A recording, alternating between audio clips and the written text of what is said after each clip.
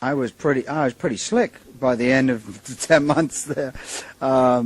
It's funny. Some nights, it all depends on mood as well. Some nights you can have practiced, you really feel good, everything's flowing, right? You get out on stage and you feel like you haven't practiced for 3 months. And some nights you can go out there and you didn't practice that much that day, and maybe you didn't, in fact, maybe your guitar's been on the truck and you haven't seen it for 2 days, and you forgot to take a practice guitar with you, and you just go out there and you play better than you did with 2 days practice. It's all down to what's in your head, you know, and what mood you're in. That's much more important than how many scales I've practiced. I think from the heart is what my whole thing's about. Well, my style was formulated during the very early years of Humble Pie. That was like when I put jazz and rock and blues together. And since then, it's just been an evolving style, you know, that's now is got to the point where people tell me I've only got to hear like 5 seconds of me playing on the radio, and they know it's my guitar, my style. Those people that can differentiate between different styles of playing, obviously. Well, I'll never be satisfied with my playing. I mean, if I was satisfied with my playing, it would go down. I mean, that would be it. It would stagnate, you know. I've got to the point now where after doing this record, and I feel there's some really, for me, different playing on this record, that I have to go out. The next stage is I just have to go out and tour. That's where all the practice in the world, to me, means nothing when it as opposed to playing live. It always surprised me that it wasn't a hit. I mean, when you think that when we released the Frampton album, which was the studio album before the live album, we released, the first single was Show Me the Way, the second single was Baby I Love Your Way. Nothing. Then we released the live album, the first single was Show Me the Way, bingo. And the second single was Baby I Love Your Way, bingo. The third single was an 8-minute version edited down of Do You Feel. It was also bingo. It was number 17 in C8 in top 40. I mean, it wasn't CHR then, but in top 40 radio. I mean, it was amazing. It's the Ways series. I have a special thing about songs with the word way or ways in it. So I think more ways than one could be the big breakthrough single we're looking for here. Like, you see, we were doing. We were supporting Stevie Nicks on most of it. Therefore, to actually do I think we did 2 headline gigs on the whole thing. So it was Philadelphia and one other place. And I suppose in a way I was just trying to say, look, this is me now. You know, I'm proud of those songs. I mean, we did Do You Feel. Just being amazed at just their approach to music. I mean, I don't know why it was so different. There was something about that first album, which was at the same time, they did it at the same time as Love Me Do. Their voices were different on that album from any of the other albums afterwards. And I had this theory that they all had colds. And when I was to meet and get to know George Harrison, it was just about the time when he was in town for the Bangladesh thing. They were rehearsing for that.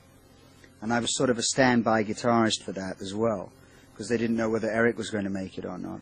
So he was sort of rehearsing. I didn't realize why. He had a couple of guitars in the hotel room in New York, and we were playing Beatles songs, and this was like, oh God, this was wonderful, you know. And I'd already played on records with him. And then he said, I said, can I just, you got all the Beatles records here in this room, and you're a Beatle, and I've got so many questions. Can I ask you if you say, yeah, go ahead. So I said, the first record, which was the Please Please Me album, right? I said, I know that was done in like 2 or 3 days, right? He said, yes. I said, now, this is my theory. Were you all sick? Did you all have colds? And he said, yes. I surprised myself with good material, but not as often as it's like you've done. The longer you go on being a writer, the more years you are writing, the more chance there is that you've played that bit before. it's harder and harder to come up with new little pieces that will turn me on. I have to get the chills when I'm writing something. If I either get them while I'm writing it, or I get them when I play the idea back immediately. And if I don't get the chill, if the chill factor isn't high, we ditch the song. You know, I just, it's got to really do something to me and move me emotionally before I can finish a song. When the Frampton Comes Alive first hit, I think we must have been playing New York, and I went to, with the band and all the girls, girlfriends or wives, wherever applicable, went to a party for another band. I won't say who it is, and why not? Well, I'm just not going to. Okay. And so we went to this party, and they sat us at the to be looked at table, and this was like from nowhere to, you know, all of a sudden being the center of attraction.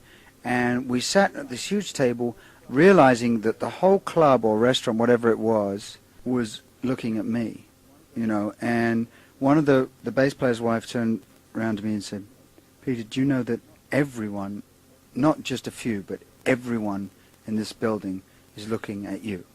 I said, "Yes." She said, "Isn't it weird?" So I said, "Yes, it's very weird." And that was the first time I realized. And then I said, "Well, it's a bit and everyone was around our table, you know. It was before we had any security or anything, you know. So the band whose party it was, I remember saying, well, I think I better go up and just say hello to them, because they were standing in the corner. No one was around them at all. As I got up from the table, the whole room moved with me to the other band. And as I said hello, there's a nice party. And then I moved back to the table. The whole room moved back with me. And I remember that being such a really weird sensation. Walked in, and the DJ had all these albums, and he had the live album pulled out. So he was obviously going to play something from it. And I sat down. Do You Feel comes on. And I'm in this club, and the average age of the people in the club must have been 16. You know, it was young kids. And it was interesting to me. It just made me think, wow, it's really come full circle. You know, these kids probably don't know who I am, but they know Do You Feel Like We Do. One day, because the only reason George had me play on the record was because I live around the corner and from Abbey Road. And that's my story, and I'm sticking to it. But, so, he said, oh, we got this pedal steel player, Pete Drake, who played on Nashville Skyline. My God, I said, oh, that's great, he's wonderful, right? So I'm sitting right next to him in the session, and he said, Peter, I want to just show you something here, boy. So, he gets this little wooden box out, and puts it on the floor, and there's this little pipe that comes up. He plugs the pedal steel into something, I don't know what he did, and then he put this little pipe in his mouth, and he just started doing this song with the pedal steel coming through out of his mouth, you know, and it was either called I Am the Guitar or I Am a Guitar. And he apparently had a country hit with this in, I believe, the late 60s. And, you know, my chin was like on my knees at this point. It was like amazing, the sound that was coming out. And I said, what the hell is that, you know? And he said, well, this is a talk box or voice box, whatever you want to call it, Peter. And so I said, right, now how does it work? So then, after that, he made this one himself, you know. After that, I scoured the country until I found someone that made them, and that was the reason he turned me on to it.